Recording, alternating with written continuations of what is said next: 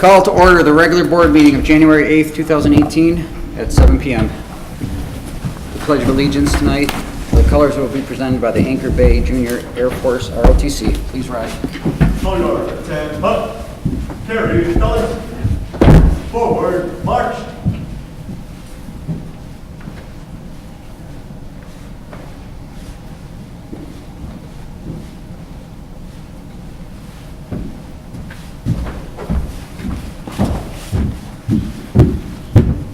Post colors.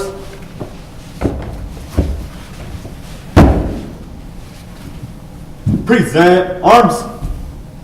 Pledge allegiance to the flag of the United States of America and to the republic for which it stands, one nation, under God, indivisible, with liberty and justice for all. Order. Arms. Ready. Face. Got up.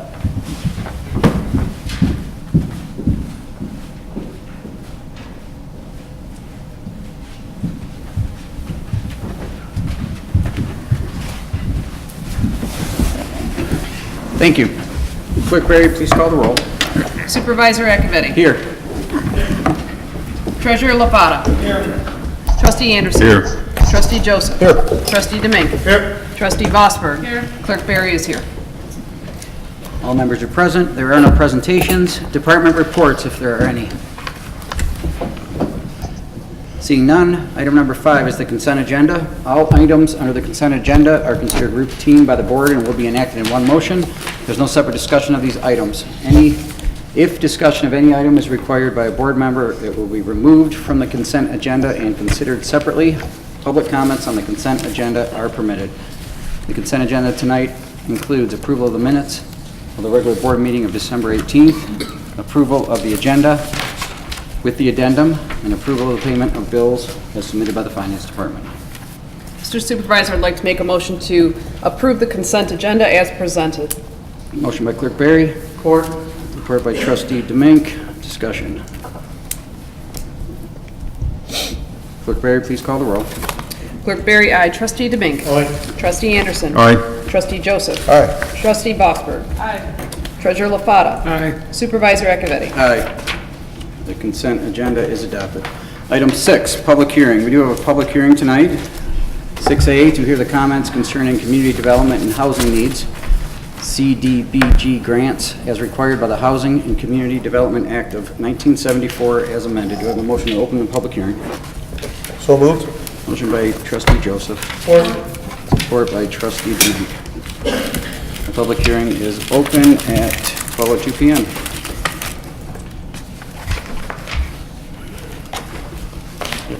Coming up, state your name for the record. Yes, you may.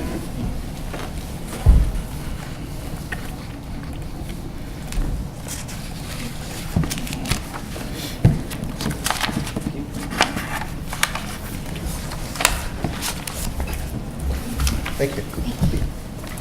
Thank you.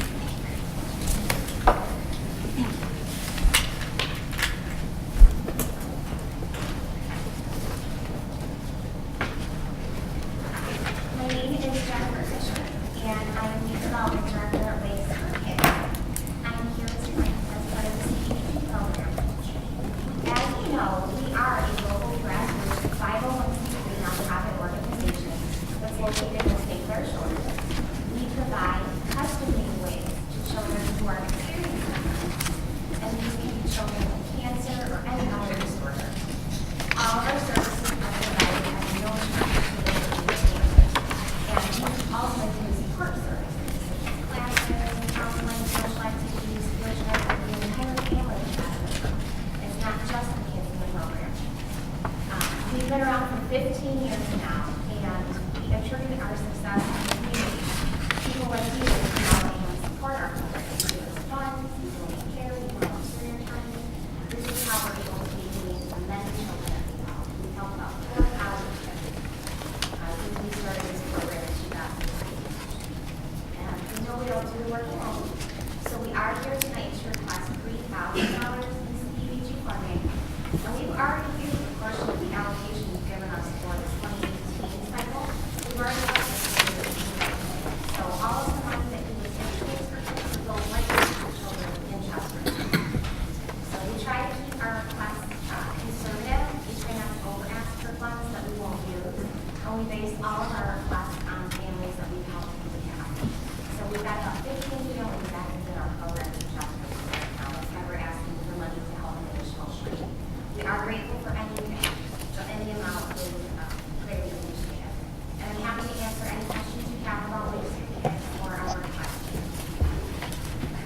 Thank you. Any questions from the board? Thank you, Jennifer. Thank you very much.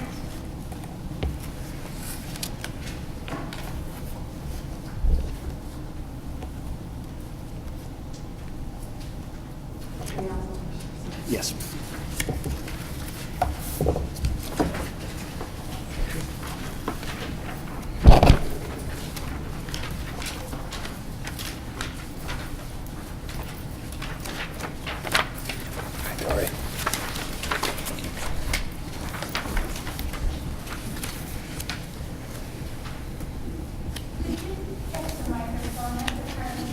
Yeah. Tap on that real quick for me.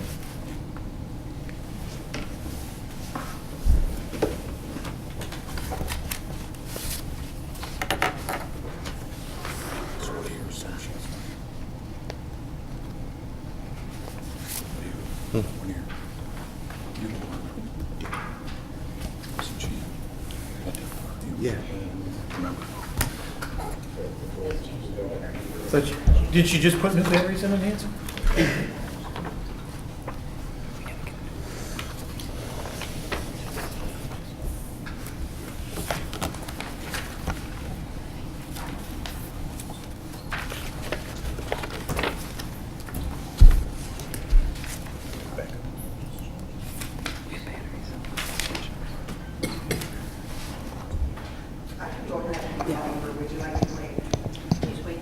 Hang tight. We'll get the mic hot.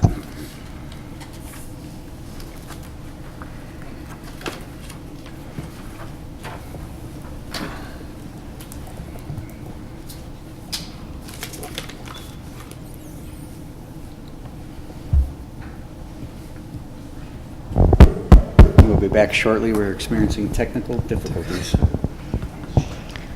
Testing.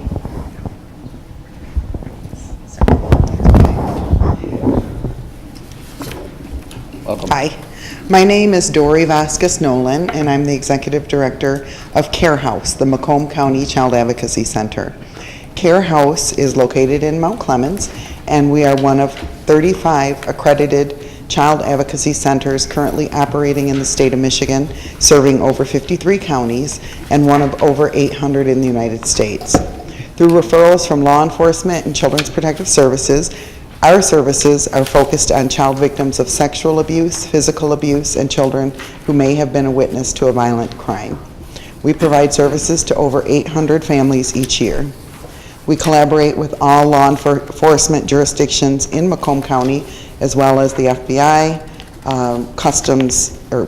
Immigrations and Customs Enforcement, and Homeland Security, Children's Protective Services, the County Prosecutor's Office, mental health professionals, medical professionals, including Turning Point's Sexual Assault Forensic Nurse Program, and other child welfare agencies as determined by the case. Our goals are to minimize the trauma that is typically associated with child abuse investigations, to help the child victim and non-offending family members through the investigative and prosecution phases, and to provide support to begin the healing process. Over 1 million children in this country suffer from child sexual abuse, physical abuse, or neglect every year. Before child advocacy centers like Care House opened, children and families in Macomb County with concerns of possible sexual or physical abuse had to navigate a maze of unfamiliar and sometimes scary places, from police stations to hospital emergency rooms to social services agencies, with each visit requiring a child to painfully relive the details of his or her abuse, which added more trauma to the lives of an already traumatized child. Care House offers a child-friendly family center facility that coordinates the complex investigation and support services for child victims of sexual and physical abuse. A key component of our program is the coordinated forensic interview. All multidisciplinary team members, or MDT as we call them, who are involved in child abuse investigation gather at Care House to observe forensic interviews via closed-circuit television, while our highly trained forensic interviewers meet with the child in a different part of our building. This reduces the trauma to the child victim by eliminating the need for them to repeat his or her story and relive the details of their abuse over and over again. After the forensic interview, Care House offers follow-up services to help the child victim and their parents, intervening to promote healing and to help families cope with the emotional stress and trauma that is caused not only by the acts of abuse, but also by the investigative process. Our support services include crisis counseling, parent and child support groups, trauma-focused therapy sessions, child safety assessments, family advocacy, access to forensic medical examinations, and referrals to other needed community services. Also, as the designated counsel in Macomb County for the Michigan Children's Trust Fund, Care House offers child abuse education, information, and training for professionals and for the community at large. Families are never charged for the services that they receive at Care House, and we provide services to all referred children and their non-offending family members. I have a bit of exciting news as we begin our 22nd year of providing services in Macomb County. We're excited to announce that we'll soon be opening a satellite center in Warren to better serve child victims of abuse. As the demand for our services has greatly increased over the past several years, scheduling and even space in our building and in our parking lot in Mount Clemens has been stretched beyond capacity. So instead of launching a capital campaign to build a bigger facility in Mount Clemens, our board of directors determined that we would be better served and our community would be better served to open a satellite center in the southern part of our county where a large portion of our population is, and also for whom we have found that transportation is often a barrier to the needed services. This will not only bring services more directly where they're needed, but will also free up space on our schedule in Mount Clemens so that services can be delivered faster to children in the communities who would utilize that location. So we won't be closing Mount Clemens, but we will be expanding services. Since our doors opened in 1996, we've provided services to over 6,400 children, and 51 of those children were residents of Chesterfield Township. In 2016, we conducted 510 forensic interviews and offered support services to 510 new suspected victims, child victims of abuse and their families. 19 of those children resided in Chesterfield Township. And last year, 2017, we conducted 606 forensic interviews for new suspected victims of child abuse, and 32 of those children resided in Chesterfield Township. We work very closely with detectives Jason Dowdowitz, Chris Delore, Joe Feld, and Frank Unger in the Chesterfield Police Department. Last year, we received $7,200 in CDBG funding from Chesterfield, and we are very grateful. This helped us provide services for 12 families of Chesterfield. We also are very grateful to have a couple of dedicated volunteers that help us who are residents of Chesterfield Township, Suzanne Gall and Ann Nicolazzo. We utilize the hours donated from interns and volunteers for a cash match for our grant.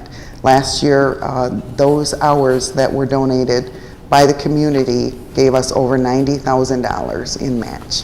We greatly appreciate that. This year, we respectfully request funding in the amount of $9,000, which would support services for 15 child victims and their families who reside in Chesterfield Township. We always welcome calls from the community seeking information on child abuse and how to keep kids safe. We also invite you to like us on Facebook and to visit our website at www.mccarehouse.org. I also have shared my business card. If you'd ever like to come through for a tour, we would be very proud to show you firsthand what we do. Thank you for your time, and I'd be happy to answer any questions. Thank you, Dory. Any questions from the board? I'd just like to comment, Care House does an excellent job with my career in law enforcement. A lot of my colleagues have dealt quite often with Care House. In fact, we have a couple cases with the jurisdiction I work for, and I know my colleague, Trustee Joseph, at the other end, you've had a lot more dealings with that than I have from your perspective, but you do a great job. Thank you. Trustee Vosberg. Thank you. I would like to thank both of you for presenting, and there's a repeating name, Ann Nicolazzo, you mentioned helps you, and I know she's on your board, that provides a lot of services for you, and she is a Chesterfield resident. Thank you. Yeah, she's amazing. Thank you. I just had a comment and a question, actually. As Trustee Domingue mentioned, our law enforcement, I think, greatly appreciates the service that's provided by Care House. I also want to commend you on the material that you provided to the board, and any resident who really doesn't do these kinds of things, they're not familiar, may wonder really, what does Care House do, and why is that different than an interview that a police officer would make or a nurse? And the cycle that you describe in terms of when a child initially discloses sexual abuse and how that path, retelling the story and the trauma associated with what is quite possibly the worst event in that child's life, having to retell it and be asked questions by well-meaning but maybe not well-trained individuals who are asking questions in a way that furthers the trauma. And to lay out the case of a typical case and how that individual may be re-traumatized in the repeated telling of their situation is very powerful, and I appreciate the way that you put it all together, because what Care House does is it affords all of the interested parties the opportunity to get the information from the child in the least traumatic way possible with a expertly trained forensic interviewing team that puts a lot of thought into how to move forward in a case that is so sensitive. So very nice job laying that out. And I did have a question for you, and I don't know if it's there's a movement in the State House to pass legislation that requires the recording of a forensic interview for a child who is being interviewed.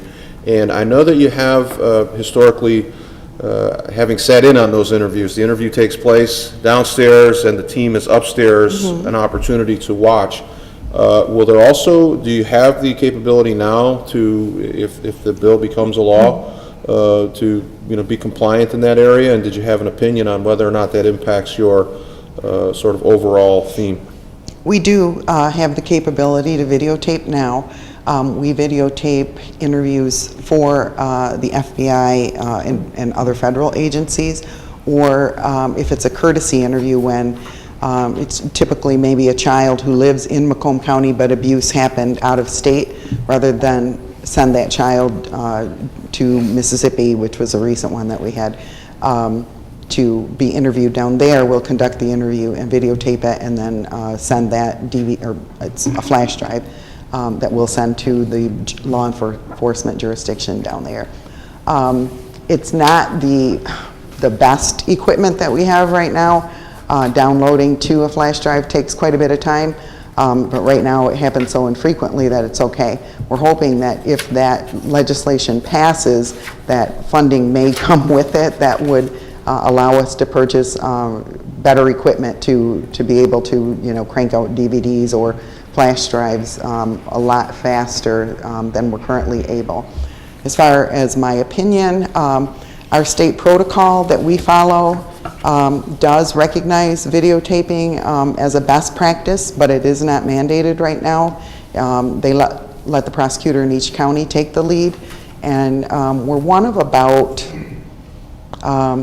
less than a quarter now of the child advocacy centers in Michigan that don't currently videotape. There are compelling arguments on both sides. Prosecutors and people who are opposed to videotaping will point out that there's no other type of victim whose statement is videotaped.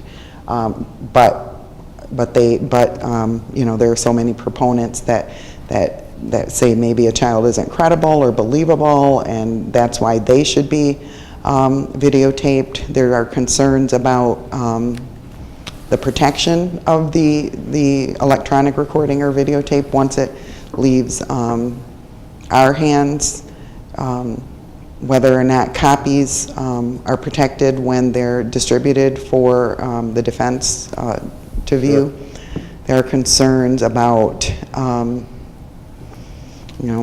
some type of pleasure a defendant might get from watching a victim testifying about their abuse. So on the other side, in places that videotape, a lot of times it does spare the child more often having to testify in court.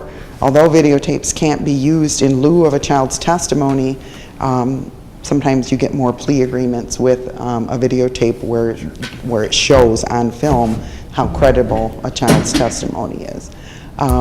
So personally, I'm fine with it either way. Our interviewers do great work without videotaping.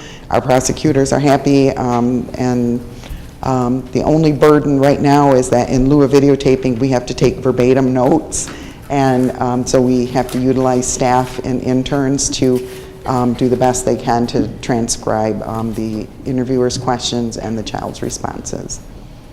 So I'm more or less neutral. We'll go with it either way. Well, I appreciate the work you do there. You've done it for many years. The part of your job is presenting in various boards around the county.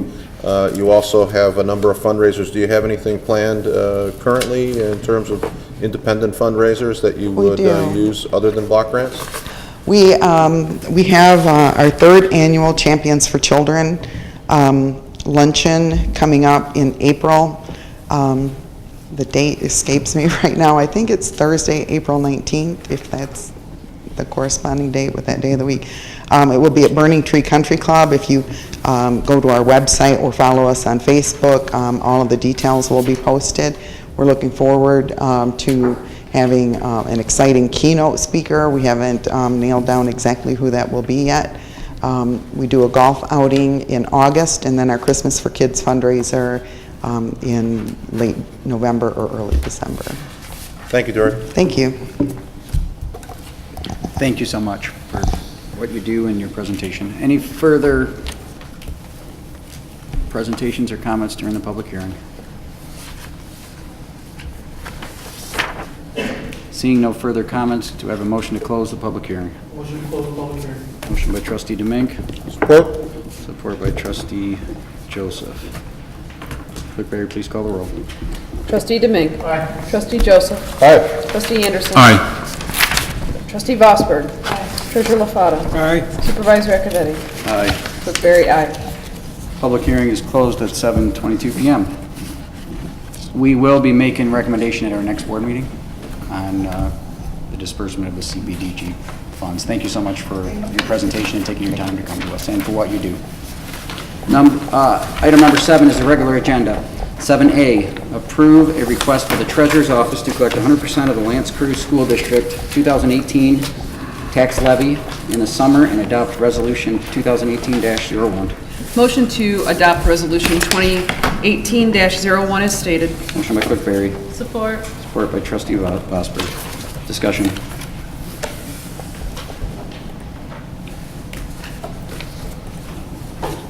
Seeing none, Clerk Barry, please call the roll. Clerk Barry, aye. Trustee Vosberg. Aye. Trustee Anderson. Aye. Trustee Demink. Aye. Trustee Joseph. Aye. Treasurer LaFata. Aye. Supervisor Akavetti. Aye. Motion passes. 7B, approve a request by the Department of Public Works to approve additional expenses for the underground storage tank removal at 50177 North Gratiot Avenue from General Ledger account 591-441-863001 for the amount of $49,630 with a $10,000 contingency. Do I have a motion? So moved. Motion by Trustee Vosberg, Second. support by Clerk Barry. Assistant Director Johnson, I do believe you have some amendments and additional information on this project. Correct. Good evening, Board. As you saw, I passed out already some amendments to the actual numbers to the agenda. The original numbers I gave, I had to get in for the agenda because obviously it was due by the 29th. In the meantime, I've got up-to-date information. The sheet you have in front of you are the exact numbers to date as of what the project's going to cost. Again, as I mentioned in the last board meeting, some of the costs for the confirmed release that were found on site are going to be reimbursable by the Michigan Underground Storage Tank Authority. Again, it's pending MUSTA approval. They have the documentation. We're just waiting for them to approve it, but all things being said, they're all coded and ready to go. I actually have the actual document here. It's a nice hefty document I have in my office if you guys ever want to review it. It's a lovely read. But to start, Innovative Environmental Services, their total bill will be $16,353.60. What that entailed was all their labor for their scientific testing, the equipment, analytical testing, the containment assessment, and the generation of the reports for the DEQ and Laura, which is licensing and regulatory affairs. Then Oscar Larson, they have 2 invoices, one that's reimbursable, which was part of the confirmed release, so it was the emergency cost of $16,058. That is for removal of contaminated soils, contaminated groundwater, and adding, fill with sand and some limestone. So that total cost will come to $32,411.60. There is a $2,000 non-reimbursable deductible out of that number, so the total reimbursement cost we'd be able to capture would be $30,411.60. The initial project of $14,720 that was awarded to Oscar Larson, that came to, we thought there was going to be an additional expense there. That came out to be $14,720. So that one will match what the original award was back in, I believe it was November. You guys awarded that. So that one will stand status quo. So, and the next line below, the total project cost will be $47,131.60. After the approval of MUSTA of the reimbursements, the total cost will be $16,720. So I guess my amendment would be just to change it to these numbers. These will be the final numbers based on all of the findings. They did 11 cell samples around the site. They only found, there was 2 samples they found that were 2 parts per million, which is very minimal. The laboratory testing came back with no findings of any gasoline. If so, it was very minimal, so they're very confident it will be a clean closure. We filed a intent to close report for this site. There is no actual documentation saying it's officially closed at this point. How it works is they send us a letter saying that they've received our documentation for the closure, and within 6 months, if they don't audit us, the site will be deemed closed. If within the 6 months you receive a letter for auditing, at that point, we will have to see what they want us to do, if they want to do testing or what have you. But until that point comes, we are all set with this project until further notice. So these would be the final numbers at this point. So the original numbers I gave you on the agenda can be amended at your discretion to reflect the sheet I gave to you guys this evening. Are there any questions about that? Trustee Bosberg. Thank you. Thank you for the update, and my motion can reflect those changes. Continued support. Thank you so much. Oh, Trustee, or Treasurer LaFava. I have a question.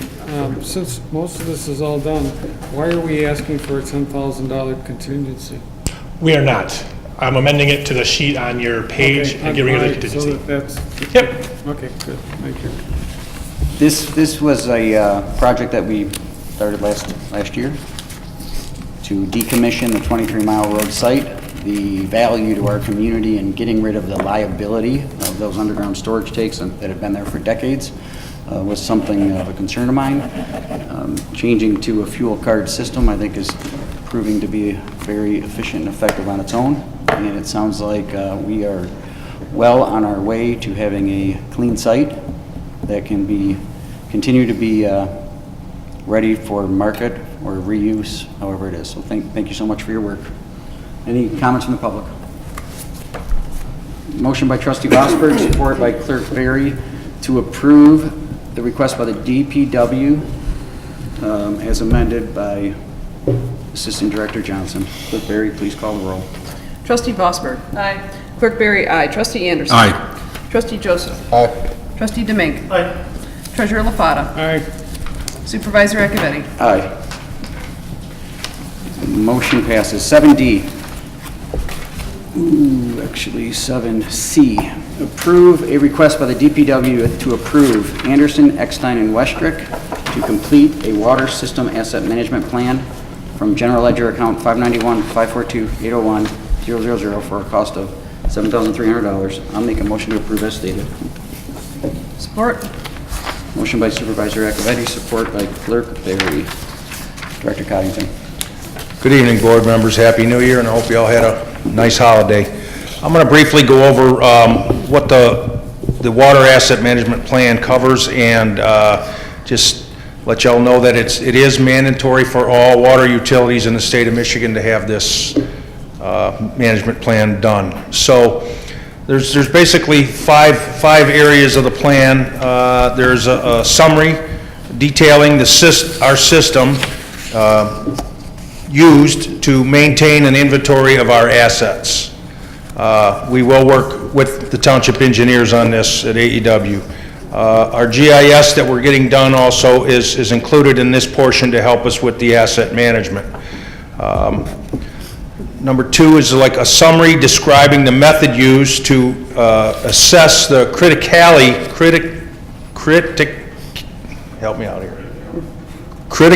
of assets, considering the likelihood of a consequence of failure. In other words, how old is the system? Is it going to break? What's, consequence of failure is huge with our infrastructure. They also, AEW will be helping us determine that methodology, and the GIS again will be used in this portion to help with the asset management. A statement, number 3, a statement of level of service goals.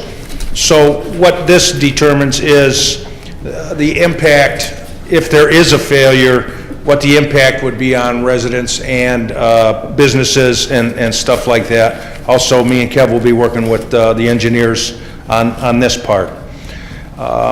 Number 4 is an overall capital improvement plan that identifies the waterworks system, and we'll be doing like a 1, 2, 3, 4, 5, and up to 20-year planning out of what we think our capital improvement needs will be on our water system. And we already have somewhat of a capital improvement plan created.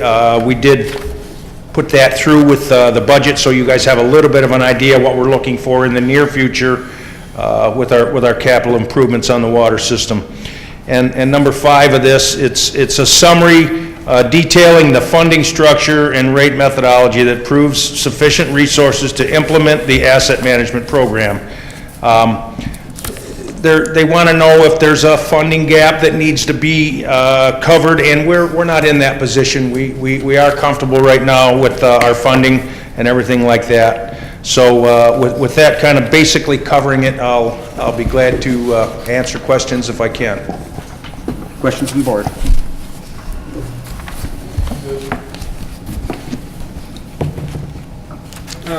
Treasurer LaFatta. Don, those, I think there's 5 bullets, and I have a copy of the requirements. When this project became known as a requirement, initially it was due on the 1st of January this year. Right. And I understand it was an extension to March 31st. Based on these different, 5 bullet points, did AEW at any given time give us a cost breakdown, what each one of those bullets were going to cost? They did not break it down. It was an overall summary of the $7,300 for basically all of them together. Because I'm assuming the number A was taken care of in the GIS request for the $21,000 at the previous board meeting, so number A really should have been covered. The funding structure we've paid for previously, I'm just, asking, Right. because some of this is already there. I looked up some of the previous invoices, and we've been invoiced for capital improvement, yearly, annual capital improvement and structure mapping. So I'm just wondering how much each one of these costs compared to what we've been kept up current and everything, because we don't just do this as a requirement. Actually, it looks like we do this annually as normal business also. A good part of it we do annually. We try to keep up with the capital improvements and estimated cost and that kind of thing, and what's going to make the best sense for us, going going year to year. As far as, we did not break down each one of these bullet points cost-wise, so I apologize for that, but I'm hoping to get this done for that number, no more, hopefully less. You know, we do have a lot of this information in-house, we just have to put it all together and put it in a report and get it back to the state of Michigan. Any further comments from the board? Trustee Yeah, Joseph? my comments, questions kind of come along the lines of Mr. LaFata. So he now chairs the Water and Sewer Rate Advisory Board. I had it for probably a year and a half, from its inception till Mr. LaFata took over.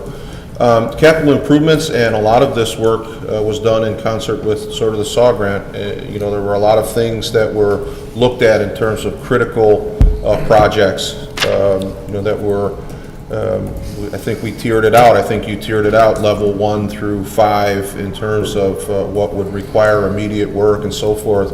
And that was the rationale for the request for rate increases. We had, I think at one point, Mr. Johnson, you came forward and presented a 20-year plan. You had done great work and laid out every subdivision pretty much in the township, what was where, how much it would cost. And it seems like we're redoing this work over and over and over again. Would any of that work be, available for this project? And it wouldn't that seem to fit with the requirements for the state? Because it seems like what they're asking you to do is what we've already done. The majority of it, we have done a lot of this. We could possibly turn in everything we have, but to put the whole report together, we do need a little assistance with. So I looked at your request, and then I looked at the supporting documentation from I think it here is Mr. Wynn. Mr. Wynn put a pretty detailed letter together, laid out the public act that requires, this, and then listed this kind of detailed outline of all the work that needs to be done.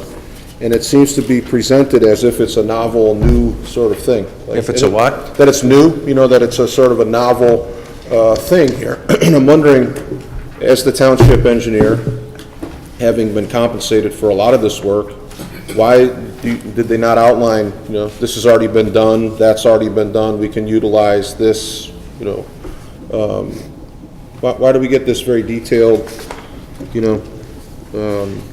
fee for professional services? The majority of this cost is like compiling all this material together and putting it in a report for us. So, like I said, myself and Kevin will work hand in hand along with them and do everything that we can. I wish it would be broke down a little better than what it is, but I feel the price that they gave us is a fair price to put this whole program together. I agree with you. It would be if we hadn't already paid for it. And, for those that are, not part of all of the things that we've done together with the Water and Sewer Rate Advisory Committee, you look at an $8,000 expense and the amount of work, it seems like a pretty good deal. Except I think the residents have already paid for it. At least a good chunk of what was outlined in this letter seems like we've already paid for it. Not your issue, but I think an issue that we spoke of earlier, Mr. Accavetti, is the need to have an in-house. This is exactly the kind of work that sounds like Mr. Coddington, Mr. Johnson, very capable. They're sort of close. They would like to go with the data they have, but to be doubly sure that they're in compliance. Sounds like they're asking for some help from the engineer to make sure that it's right. That level of work seems like exactly what the proposal for an in-house engineer is all about, and I think it would assist them a great deal. But again, to be pursued here in the new year. Thank you. Thank you. The infrastructure challenges that we have are easily, or God, not easily, because it's not going to be an easy solution, but it's a lot bigger to tackle that problem and to climb that hill with good data. So the SAW grant, which was a sanitary sewer program started under the prior board, this is a water main program. So correct me if I'm wrong, Director, that yes, for the last 20, 30 years, we have data, maybe as-built, maybe field measurements, maybe field shots of locations of the hundreds of miles of water main we have, thousands of gate valves and fire hydrants. But that data isn't GIS located, GPS located as an exact location in space. So throughout what's happened in the past with that data, and if it's been required by the state to be something you can have all the data, and if it's in a rolled up set of prints where you can't get the information out, it's really not very useful. Correct me if I'm wrong. Does this get us to the point where that data is at our fingerprints? It's basically at our fingertips with the GIS mapping of all of those structures, and the asset management plan is the blueprint basically of where we're at with the starting point. So I don't know what happened in the past, but moving forward, I look at this as invaluable data to set a benchmark so we know moving forward how old a chunk of water main is. Yes. Before we pave a new approach over it, might be time to replace that water main first before we spend capital for a road or something else. So, very happy with the direction we're going with using this data, assessing our infrastructure, but we have got a long way to go. Trustee Joseph. Yeah, you mentioned something about the GIS. So one of the things that we had, this is hours of discussion on, was we combed over the invoices as a result of the SAW grant. So we get the ability to camera the sewers. I realize this is water. One of the other things that we did that was presented as part of that was on the invoices that come in, month after month. You're millions of dollars in, right? You have the GIS portion of this project where the lowest paid individual or the invoice was something like $50 an hour for individuals that had really entry-level skills, right? They had entry-level skills and a AEW green vest. They would literally stand over a fixture with the computer equipment, and we would plot that on a digital system. So we had inventory as part of our digital inventory, right? So to say, and I know Mr. LaFata's chomping at this one as well, but this was not like we just, for $8,000, we just kind of popped in, we go, oh, we get all this great information. They've had it. These guys have had it. Now, this department has had it. They know this data, and we've paid for it a bunch of times now. That's all I'm saying to you in this, and I think our people are, they're real close to doing it themselves. They've got the data so much. I think this additional help from AEW makes sure that it's sort of buttoned up. I get that. Again, I think we have the data. We need to get somebody in here to work collaboratively with that department so we don't have to keep paying these experts. Yeah, I'm happy to help on that. We have interviewed, and this is still germane. Sure. We have interviewed several candidates. We've reached out to Treasurer LaFata, myself, Clerk Berry, and the onboarding team that believes is a very solid candidate. He is out of state. We're trying to get him in. We are moving forward with not only an in-house engineer, how that fits. Treasurer LaFata and I have got a lot of work to do to figure out exactly the financial end of that, how much revenue comes in, how much work comes out, what exactly that information will be, and consulting engineer procurement. Sure. Yeah, we're not going to catch it all within house. Which we all know is a big piece of this. Sure, no. I think directionally. Your points are well taken, that the perception or reality that this expense has been maybe different form, but as-built in the field and whatnot, take it very well taken. And I just want to close by saying I did appreciate your comment about directionally where we're headed. I do like the direction, and we'll talk about it more in our next agenda item, and I'll lay out again in the planning realm where that engineer really pays us great dividends. So I do appreciate your comment about the direction. Treasurer LaFata. I'd just like to clarify something, Treasurer or Trustee Joseph. The work done on the SAW grant for the GIS, unfortunately, was all done on storm and wastewater. None of that SAW grant money was spent on water. infrastructure.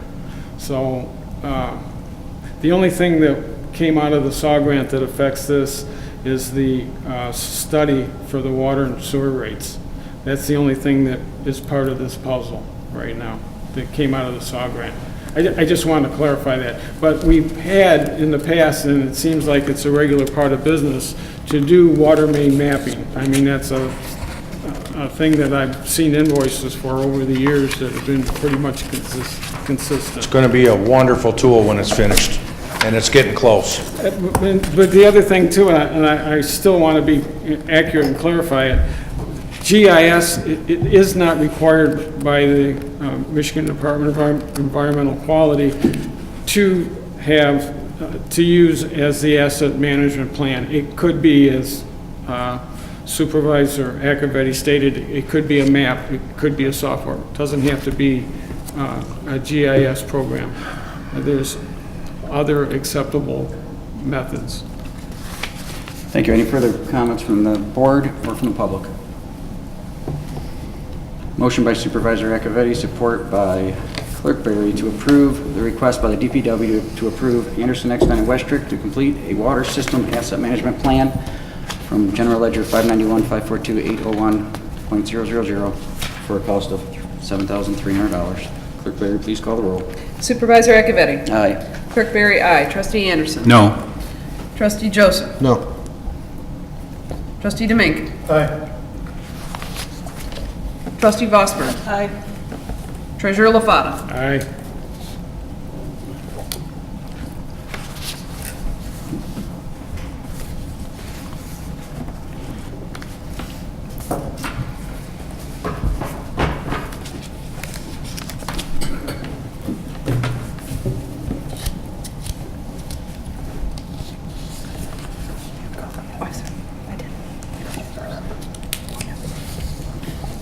Motion passes.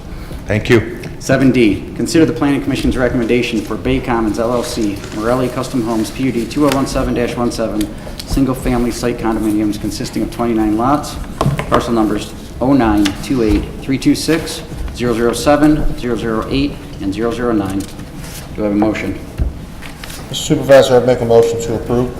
Motion by Trustee Joseph, Support? support by Clerk Berry. Director Palin is here, and I do believe the petitioner is here as well. Thank you, Mr. Supervisor. Yeah, as stated in the agenda, this is for a 29-lot, single-family development. It's consisting of 3 parcels with R1B and RM2 zoning.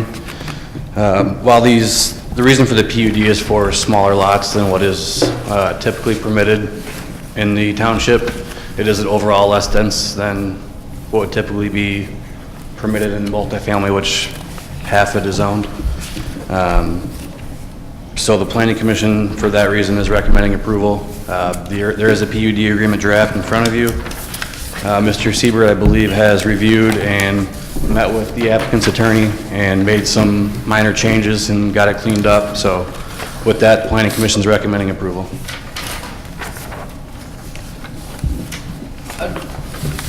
As we move forward, the motion and support is to consider the Planning Commission's recommendation.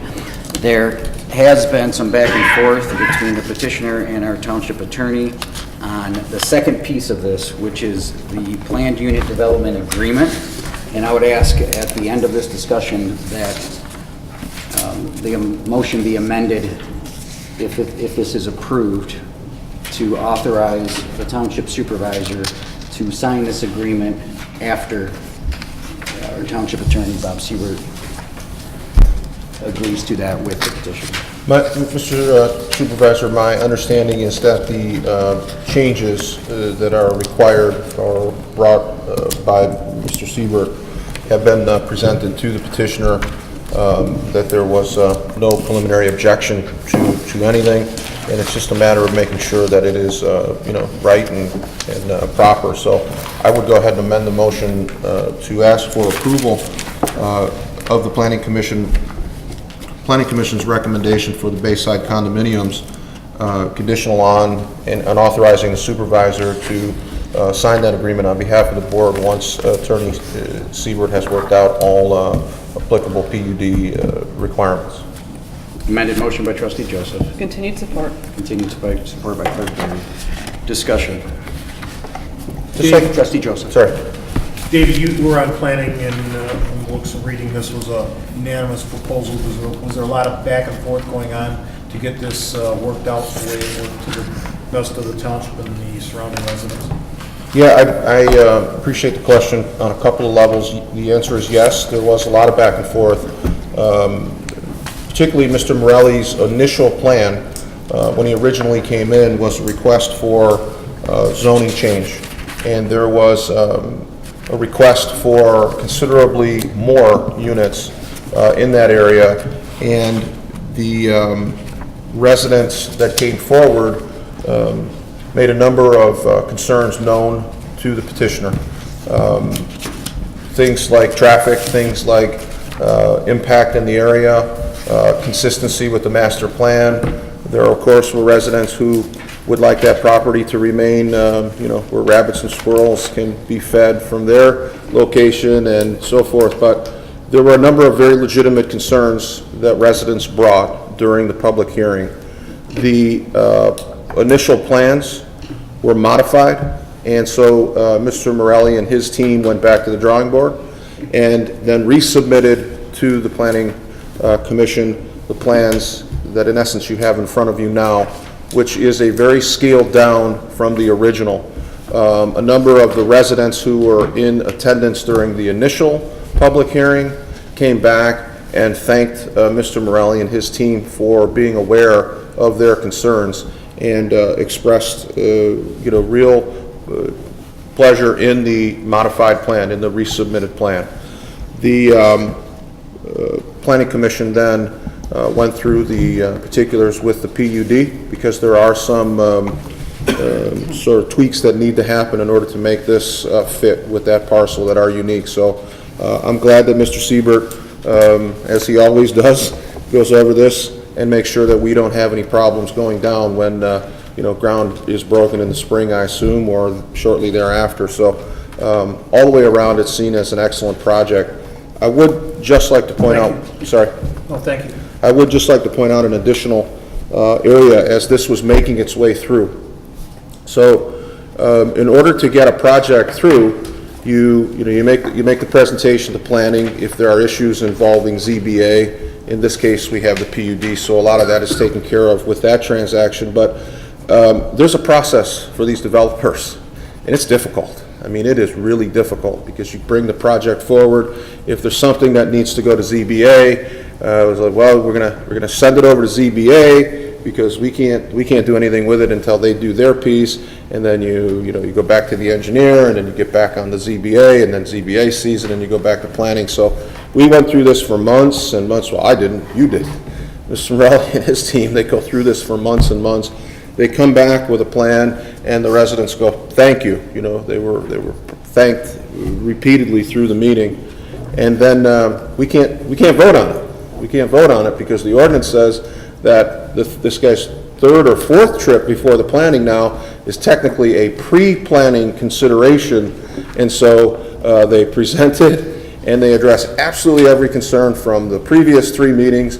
And we go, okay, thanks. We got the pre-planning review, and it just really is such a taxing process, and the bureaucratic red tape and redundancies that just keep happening over and over. It makes me wonder how many projects we lose. How many good projects do we lose because people just don't have the ability to navigate that development cul-de-sac of bureaucracy. It's very, very difficult. Again, another space that I think had a township engineer partnered with our planning department and sat down with the developer. A lot of these things that required commissions and bodies to deliberate on would have been eliminated. So I want to thank you, Mr. Morelli, because your work has really been exceptional. Everywhere you go, you're commended for the types of projects that you do and the patience that you showed with our planning, zoning, and our township board. And the respect that you showed our residents by listening to their concerns and coming back with a project that met their needs. It was really quite commendable, and I thank you. Trustee Vosper. Thank you, Mr. Supervisor. I just have a question regarding the discussion with our council and their council. Is it of the nature that anything might stop the project? Or is it just technical things that need to be cleaned up? No, as I indicated in my letter, I met with Mr. Palin on the day after the New Year's. You came back on the 3rd. And then on the 4th, I met with Mr. Morelli's attorney at my office. We went over the agreement. I raised the issues that I had. They were in agreement with those changes. Had to talk to Mr. Morelli, obviously, about them. They did get me a revised copy, which I did not provide the board. It came in late on Friday. It's a red-line version, and it wouldn't have been fair to give it to the board and say, here, vote on it. They incorporated all of the changes that I requested. I this morning sent it to Mr. Accavetti, sent it to Mr. Palin and your engineer. I want to make sure that everybody's got their T's crossed and their I's dotted. And once I hear back from Mr. Wynn, and Dan's already looked at it, and Mr. Palin, we're going to be in good shape. And these are not substantive changes that make any substantial difference to what you've already seen, but these are changes that, in my view, needed to be made. All right, thank you. I'd like to see this project move forward. Yeah, this is not going to be a holdup on our end. Any further comments from the board or comments from the public? Seeing no further comments, we have an amended motion to approve the Planning Commission's recommendation for Bayside Commons LLC, Morelli Custom Homes, PUD 2017-17, single-family site condominiums consisting of 29 lots, parcel number 0928-326-007, 008, and 009, and authorize the Township Supervisor to execute the planned unit development agreement after consultation with the Township Attorney. That motion was by Trustee Joseph and supported by Clerk Barry. Please call the roll. Trustee Joseph. Aye. Clerk Barry, aye. Trustee Anderson. Aye. Trustee Domingue. Aye. Trustee Vosper. Aye. Treasurer Lafata. Aye. Supervisor Accavetti. Aye. Motion passes. Thank you so much for your Good luck, investment in Mr. our Rowley. community, and good luck with your project. Thank you, Mr. Clerk. 7E, approve the introduction and first publication of ordinance 168, amending ordinance number 131A to adopt state law amendments to the Liquor Control Code relating to the consumption and/or possession by persons under the age of 21. So moved. Motion by Trustee Domingue, support by Trustee Joseph. Discussion. Clerk Barry, please call the roll. Trustee Domingue. Aye. Trustee Joseph. Aye. Trustee Anderson. Aye.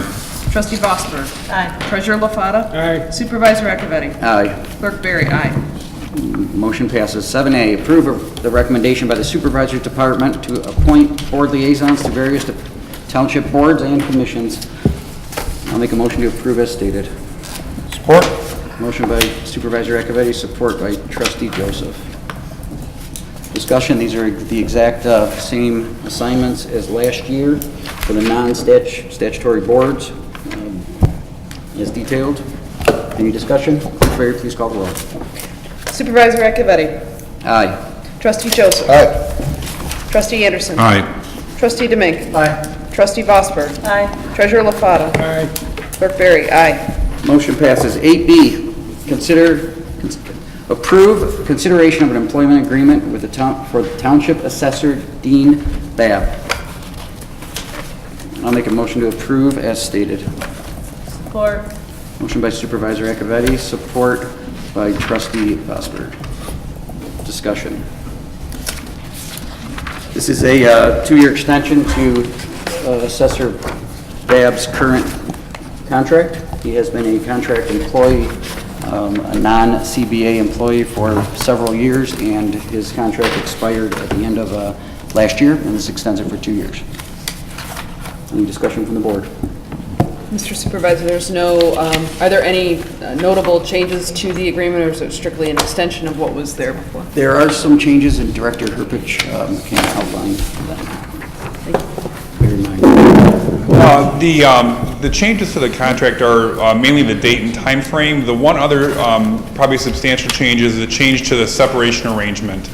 I think 3 previous employment agreements, my employment agreement, the fire chief, the public safety director, all had a separation agreement regarding severance pay and release of claims. That language has been added into this contract, similar to those other contracts, with a shorter severance payout. I think the previous ones were a 1 year, severance payout. This one's only 6 months because of the duration of the contract. Other than that, though, it all mirrors the previous employment contracts you've been approving. Thank you. Motion by Supervisor Akavetti, support by Trustee Vosberg to approve the employment agreement with Township Assessor Dean Babb. Clerk Berry, please call the roll. Supervisor Akavetti. Aye. Trustee Vosberg. Aye. Trustee Anderson. Aye. Trustee Joseph. Aye. Trustee Demink. Aye. Treasurer LaFata. Aye. Clerk Berry, aye. Motion passes.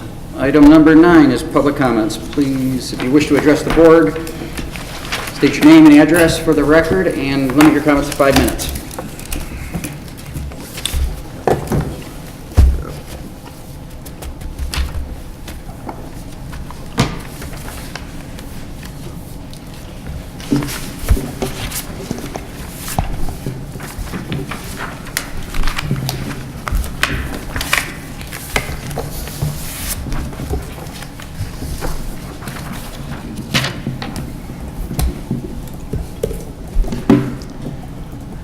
Hello, how's everybody doing tonight?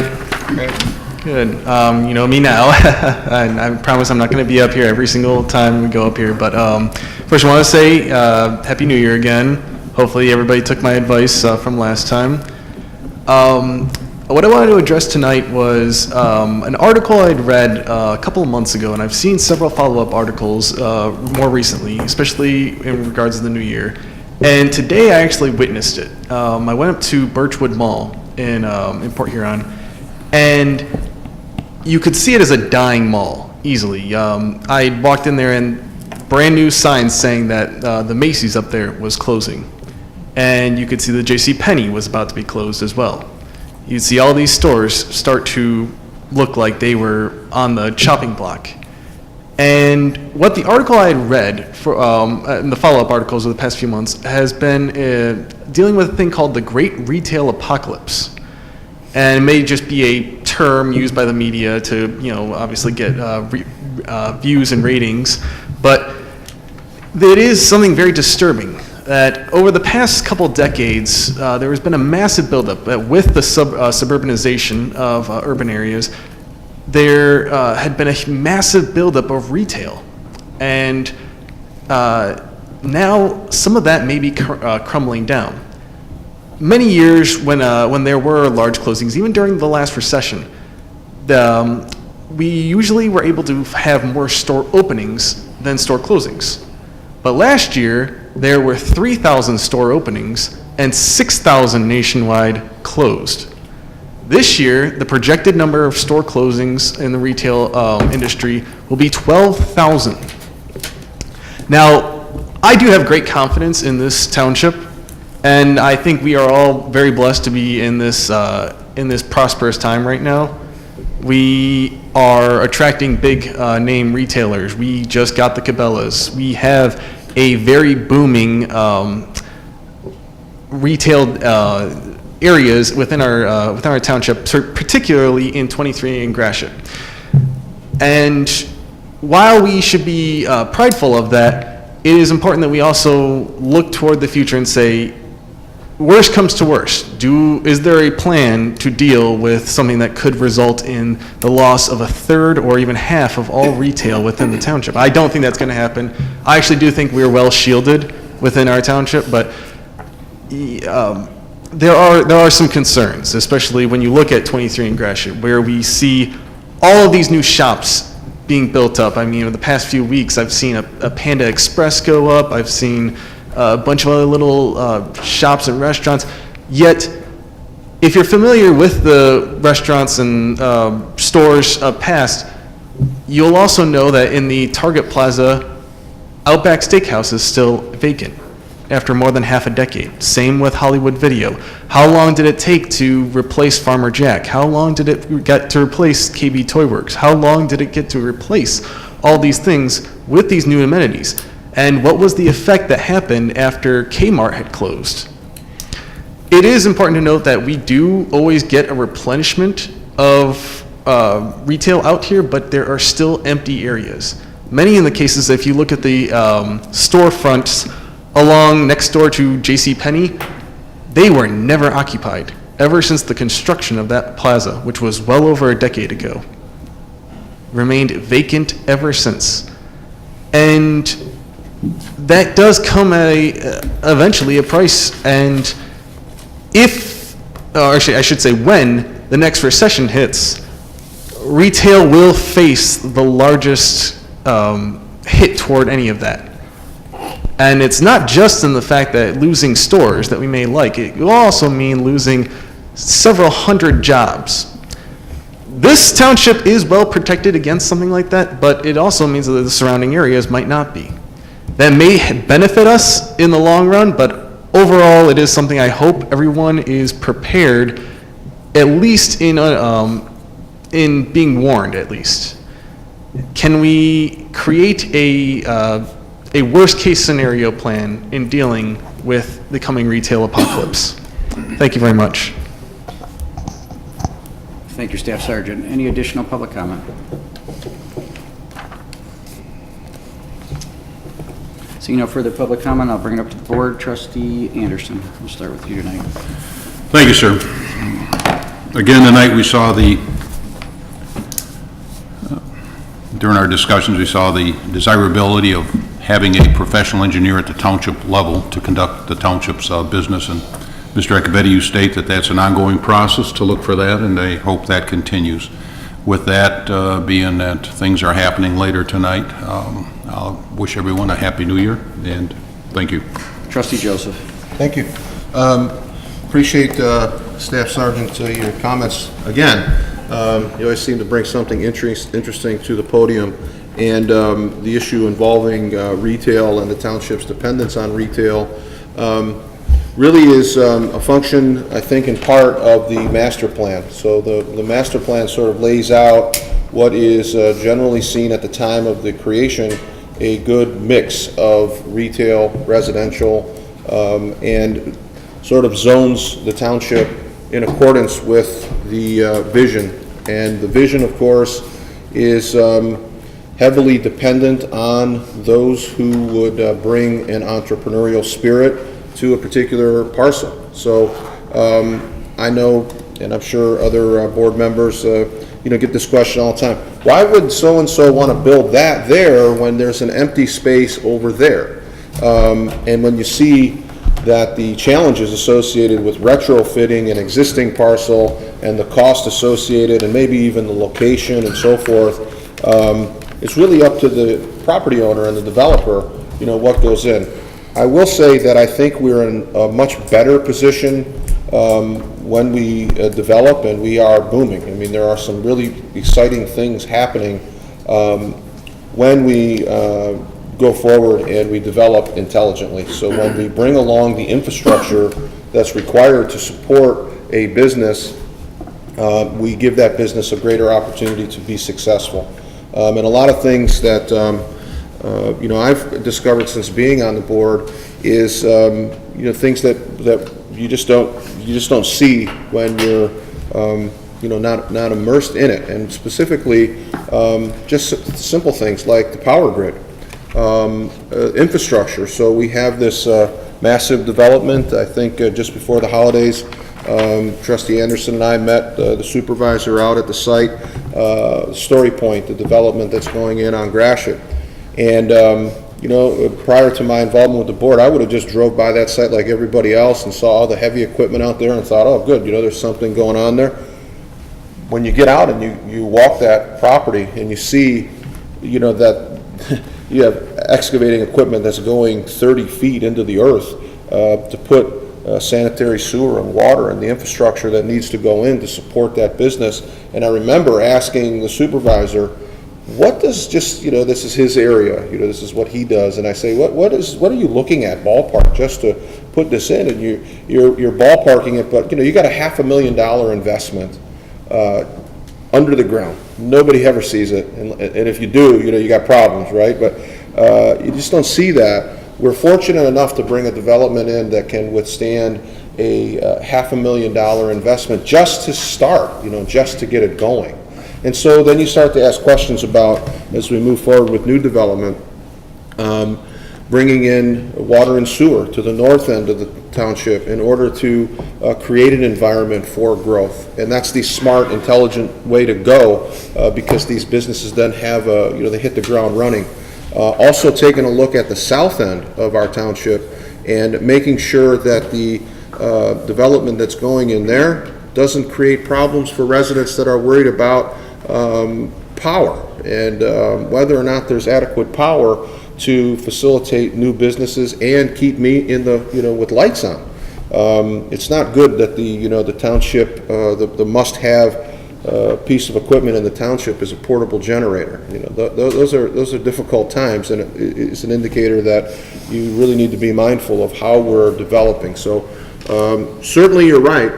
The mall is we're seeing in the city of Sterling Heights, and I know Trustee Demink probably hears this conversation a lot with what are they going to do with Lakeside and looking at that property. So you're again exactly right. I think we're in a good shape, and I think the direction of the township is excellent when we start looking at some of the things we're doing to make sure that the businesses that come here have a great chance at staying here. Again, great comments. The only other thing I'd like to say directionally as we head into the new year is my appreciation. Trustee Demink, you seem to really be enjoying yourself on that Parks and Rec committee, and you take that very seriously, and I appreciate the phone calls just sort of letting me know what you got going on and some of the things that you guys are working on there. And I know you've been around this township a long time, and one of the other things that makes our township great are things that we give back to our residents in terms of great parks and great programming and things for our kids and seniors to be involved with. So that comes about with a very healthy and vision-focused Parks and Rec department. Our new Parks and Rec director, Parks and Recreation director, doing an excellent job, and I appreciate the support that Trustee Demink as our board liaison is providing there. I know Clerk Berry is a committee member on the big events that we had in the summer over at Brandenburg, concerts and so forth. Never too early, so snow on the ground and people are getting those plans together. And I don't know if this is your area or Trustee Demink, maybe something you can begin to discuss the budget for these events this summer. And I know the director is just sort of laying out, but it'd be nice to know what we're working with, in plenty of time to provide good programming at a fiscally responsible level. So thank you for all the work that you're doing down there, Trustee Demink. I appreciate the phone calls and the updates. And again, the comments tonight regarding the direction of the engineer, Mr. Supervisor, I appreciate your call last week, and I look forward to sitting down with you and Treasurer LaFata and anybody else on that team to talk about bringing aboard a township engineer that can help with this development. So, thank you. Trustee Demink. Thank you, Mr. Supervisor. Start with happy 2018. Here we go for another year. My notes tonight from Amanda and Parks and Rec are things that are coming up. Sign up with Parks and Rec today to stay active with floor hockey, tennis, dodgeball, music, crafts, games, nights, anything. Contact our on our website. The annual Daddy-Daughter Dance will be held on Sunday, February 25th, 4 to 8. Dads bring your daughter out for this themed event, including buffet dinner, dancing, professional photo, gifts, and more. Contact Parks and Rec at 949-0400 extension 4 for details. Another thing, travel by highway coach with your Parks and Rec team on Saturday, March 3rd to see the Paw Patrol at the Fox Theater. Seats are available through January 26th. Thanks spring, time to register now for youth baseball. We have a variety of youth leagues available for kids ages 5 to 15. Practices and games are played at Pollard Park, the township offices, Memorial, or Festival Parks. Sign up in your community. Your child plays ball from April to June. Players receive a full uniform, shirt, hat, pants, socks, the medal with the exception of T-ballers. T-ballers receive a hat, shirt, and medal. Boys and girls can register. T-ball's $50. Pitching machine is $70. Minor baseball is $80. Major baseball is $80. And senior boys is $85. Our non-resident fee is just $5. Thank you, Trustee Joseph, for those words. I also had a discussion with Amanda Willard, our Parks and Rec Director, and talking about our summer programs, and we want to get things out. So I've had a discussion with her to get the list ready on what we're going to do this year, and we can get a mailer out so we can notify everybody, and so we can have more attendance at our programs. It's been a little low due to some complications from last fall, but we definitely want to get it all together and get it out so the residents know in our mailer. And I was informed by Supervisor Accavetti that we have they've done some interviews for a assistant director, and that will be coming up very shortly and brought to the board. Is that my correct understanding, sir? Correct. Okay, that's it for me. Thank you. Clerk Barry. Oh, Trustee Fosberg. Thank you. I just wanted to bring up one thing, and that is snow. It's been said earlier this evening, there's snow on the ground and lots of it. And many walkways I've noticed are very clean, and I appreciate the fact that property owners are doing that. But I have noticed a few places where it's hard for pedestrians to get around, especially trying to access bus stops and stuff. And I know we've had a conversation with that. We've talked to the Department of Roads about some of that, but I would just like us to stay on top of that, make sure that people who do need to walk from their home to a bus stop or to some of their stores or to their job site are able to get there without having to walk in deeper snow. Thank you. Clerk Barry. Thank you, Mr. Supervisor. Trustee Joseph's reading my mind tonight must be, because I was happy to announce today that the dates for the Art and Music Festival will be August 17th, 18th, and 19th this year. It's going to be a 3-day event as opposed to a 2-day event, and the Township Board of Trustees is a major player there in terms of organizing that event. We are working with the Parks and Rec Director as well as some community members, and we will be starting our organizational meetings very soon, so we should be able to have a budget to the board, or at least a preliminary idea of budget within the next month or so. Would be my hope. We're very excited about this upcoming year. There's a lot of great opportunities and possibilities for our community, and we're excited to bring those to you. Some of the other opportunities that you have to take advantage of some of the services here at the township come in the form of our new community enrichment program. Again, that's been so wonderfully supported by our board here, and I thank them very much for that. Couple of items this week, particularly. The Clerk's Department is going to be sponsoring late night passports again on Wednesday from 4:30 to 7:30. So after hours, we will be open for the processing of passports. We highly recommend that you register in advance for that. It's not required, but if you do register on our website in advance for the late night passports, it will guarantee your spot, although walk-ins are also allowed. And you'll also learn on our website what to bring in order to apply for your passport. The next night, on Thursday, the 11th, we will have our community enrichment program, Travel Safety and Vacation Tips, with a bonus session on how to do Disney World right. And that will be presented from our public safety department. Our police officers will be teaching you what you need to know to not be a victim when you are on vacation, how to secure your property before you leave for vacation. We will also be giving you some tips on traveling internationally and things that you need to be aware of there as well. Late night passports will also be done on Thursday. So you have two opportunities this week for late night passports, Wednesday and Thursday.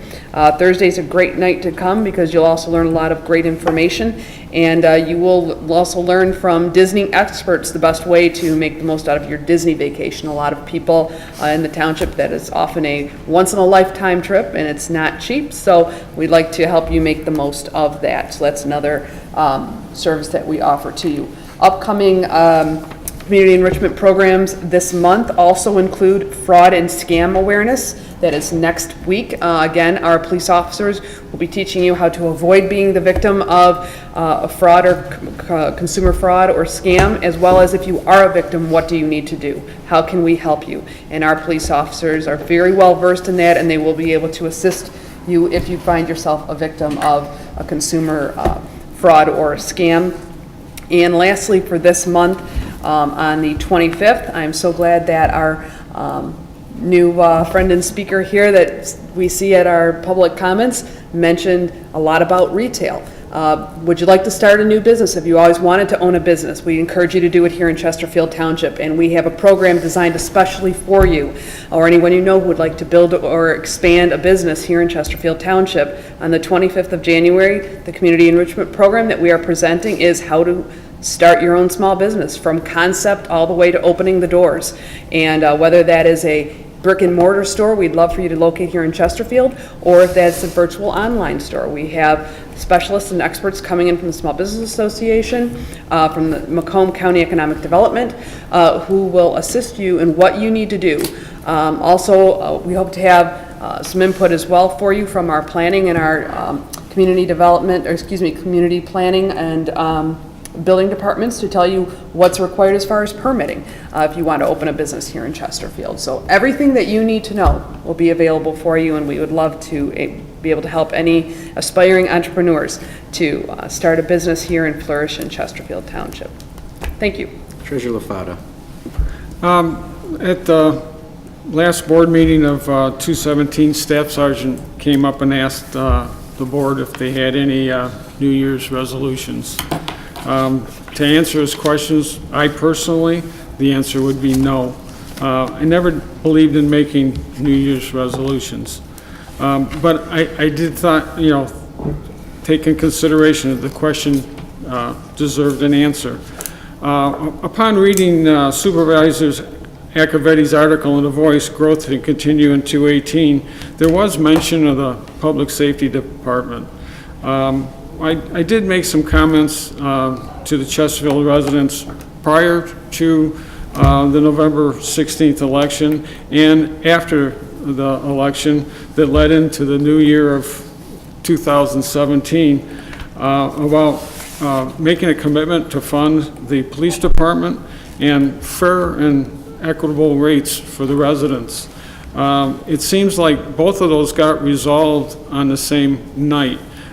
Personally, it wasn't done all by myself, but I think I was probably the thorn or the catalyst that helped push it along. There's a lot of other things that need to move forward in the township. Sewer and water is going to be a major one because somehow I don't know personally how we're going to find funding to make this happen. And anything we do, the first thing we should look at is how are we going to fund it? How does it affect the residents? And what can we do to satisfy both? Thank you. Welcome to a chilly start to 2018. The extreme cold, the 20-plus days under 20 degrees has, in the warming that we're going to see in the next couple days starting today, is going to wreak real havoc on our roadways. Be patient and be safe out there. It's also going to potentially cause issues with water main. The frost is already several feet deep, and depending on how that shakes out, keep your eye out if for water, and make sure you let us know if there's any issues there. It's wreaking havoc already on our waterways. The ice jams in the St. Clair River are much earlier than in years past, and are starting to, the ice could be very deceiving with the rise and fall of Lake St. Clair and pressure cracks and everything else. So be safe out here at the start of this 2018. Our next board meeting is January 22nd, and hope to see you all then. Item number 11 is closed session. Discussion regarding strategy and negotiation of collective bargaining agreements pursuant to Section 8C of the Open Meetings Act. Do I have a motion to go in closed session? So moved. Motion by Trustee Anderson, support by Clerk Berry. All those, Clerk Berry, please call the roll. Trustee Anderson. Aye. Clerk Berry, aye. Trustee Joseph. Aye. Trustee Demink. Aye. Trustee Vosper. Aye. Treasurer LaFata. Aye. Supervisor Accavetti. Aye. Motion prevails. We are in closed session at 8:25 p.m. Mike's hot. Are we good, Nancy? Yep. Do we have a motion to re-enter open session? Motion to re-enter open session. Motion by Clerk Berry, Support. support by Trustee Anderson to re-enter open session. Clerk Berry, please call the roll. Clerk Berry, aye. Trustee Anderson. Aye. Trustee Joseph. Aye. Trustee Demink. Aye. Trustee Vosberg. Treasurer LaFata. Aye. Supervisor Akavetti. Aye. We are back in open session at 8:54 PM. Item number 12 is a motion to adjourn. Motion to adjourn. Motion by trustee Demink, support by trustee Vosberg. All those in favor say Aye. aye. Aye. All those opposed? We are adjourned at 8:55 PM. When,